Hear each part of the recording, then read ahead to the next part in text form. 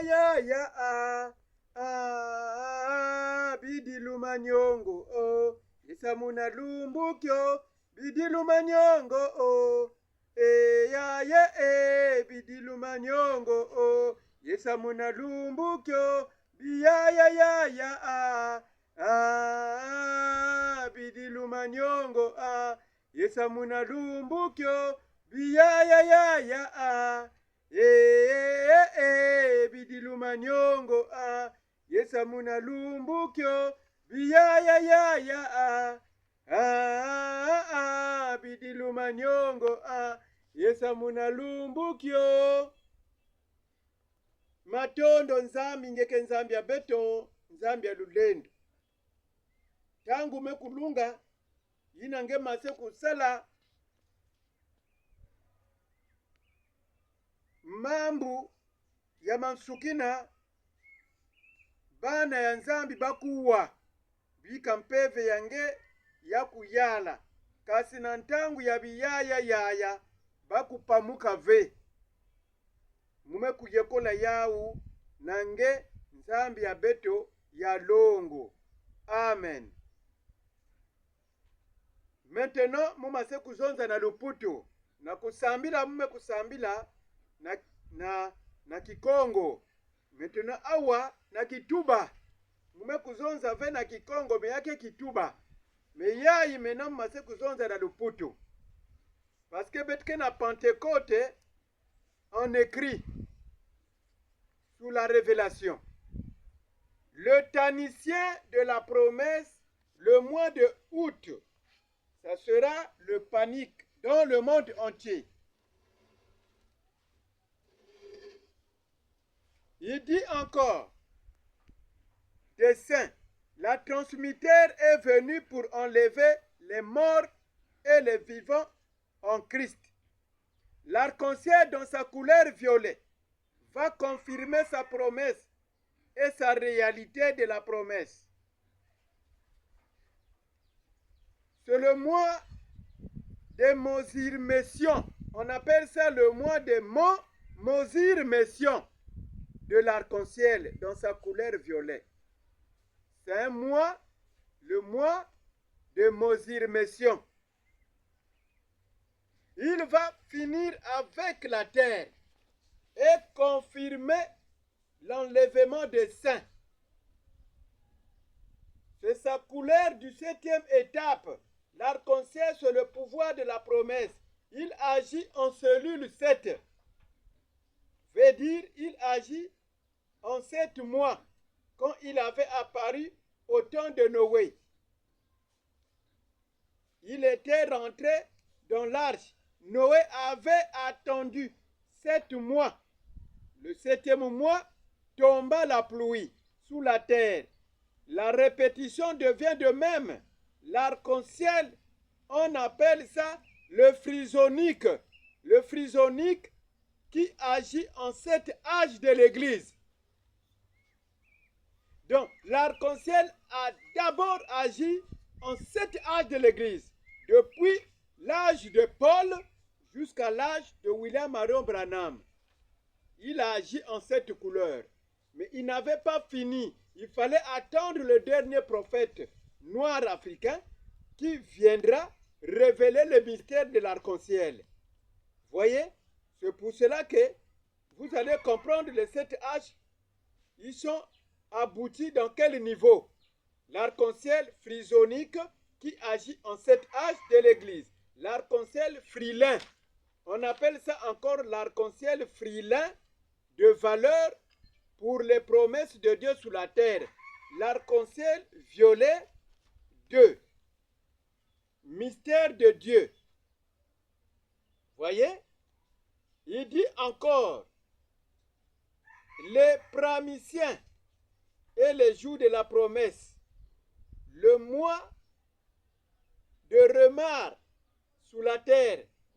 La prophétie de l'arc-en-ciel dans sa couleur violet. Il va confirmer la résurrection des morts et l'enlèvement de tous les saints sous la terre.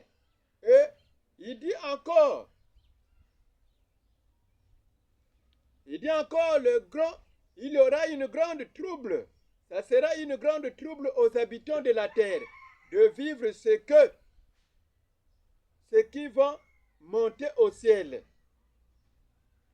Il dit encore, un grand trouble encore à ceux qui vont voir les êtres humains monter au ciel.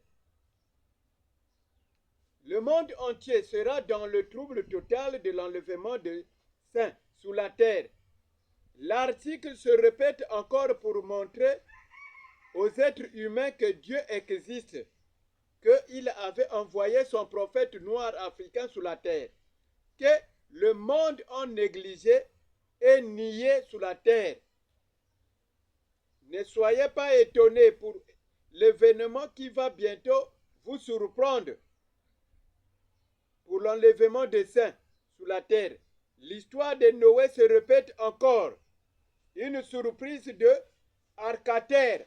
On appelle ça, ça sera une surprise de Arcater. Donc il fallait qu'il y ait un prophète envoyé de Dieu qui va ouvrir le livre du 7e sceau et de cette tonnerre. C'est ça que vous êtes en train d'entendre, que la Pentecôte en écrit. Donc une surprise de Arcater de sa promesse prophétisée. La manne a reçu la grossesse, l'épouse a reçu la promesse de son temps. L'âge de l'épouse, c'est l'âge pervers. C'est un âge pervers, l'âge de l'épouse. C'est l'âge perverti. Donc, l'âge de l'épouse, c'est l'âge pervers, c'est l'âge aussi perverti. Tous les 7 âges de l'Église étaient dans les douleurs de l'enfantement. Donc, de Paul jusqu'à William Marion Branham. Je ne peux pas vous citer des autres prophètes, vous les connaissez déjà. Donc, du premier âge jusqu'au 7e âge de l'Odyssée, ils étaient dans le douleur de l'enfantement. Vous allez comprendre. De Paul jusqu'à Branham, il enfanta un fils qui doit paître les nations avec une verge de fer. Il enfanta le dernier élu en Afrique, le prophète noir africain, qui est là pour paître les nations avec une verge de fer. Donc vous allez comprendre, une verge de fer, c'est quoi? Vous avez interprété la verge de fer dans votre manière, dans votre connaissance biblique. Maintenant, le prophète est venu pour vous éclaircir la verge de fer, c'est quoi? Le fils qui est né doit avoir le signe de la croix pour découvrir l'épouse. Ce sont les âges de l'Église qui doivent mettre au monde un fils qui viendra avec le signe de la croix. Ce n'est pas Jésus-Christ qui doit mettre le fils là au monde. C'est son message de cet âge de l'Église qui doit mettre le fils là au monde, parce que Jésus-Christ c'est l'époux. L'épouse, c'est les 7 âges de l'Église. Il aura des verges de fer dans ses mains.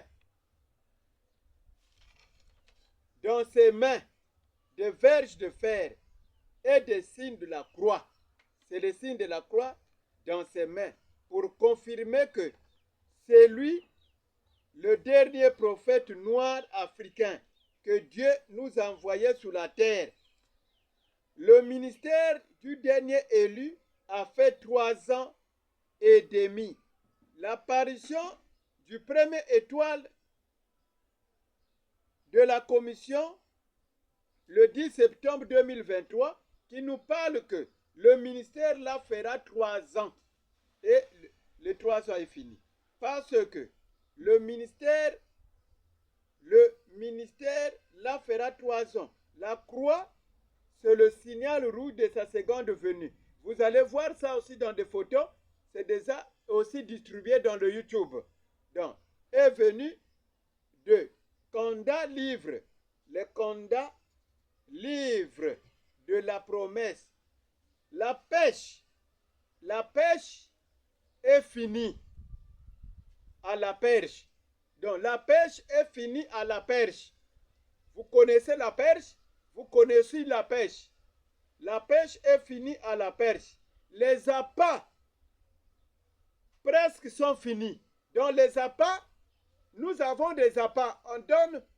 On met des nourritures dans nos pièges que vous avez, que ce soit les filets, les cannes à pêche, hein, les pêches qu'on pêche les poissons. Mais les appâts, ce sont les nourritures qu'on piège là.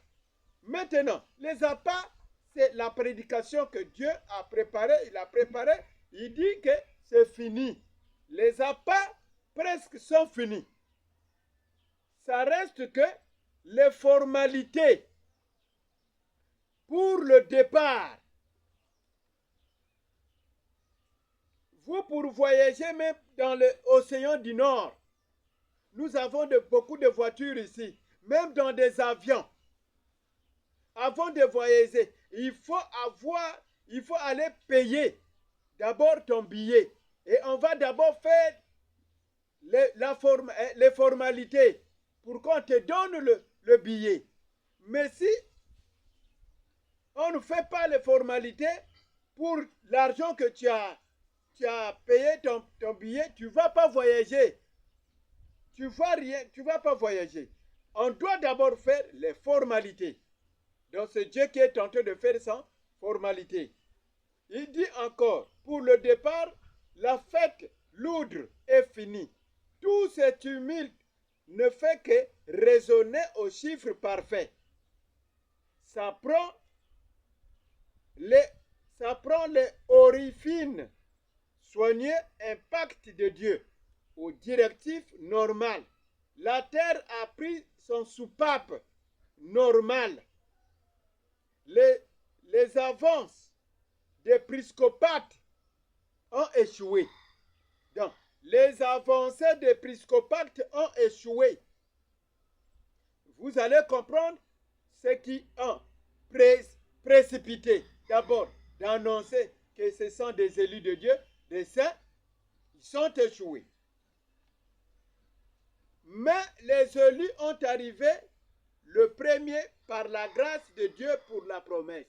Donc ceux qui vont participer à l'enlèvement, ils vont participer par la grâce de Dieu parce qu'ils ont vaincu, ils ont supporté Dieu. C'est pour cela que Dieu est tenté de faire ces formalités. Donc le message que vous allez entendre de ces derniers jours, ça c'est des messages de formalités. Le temps n'est plus, les appâts sont finis. Amen.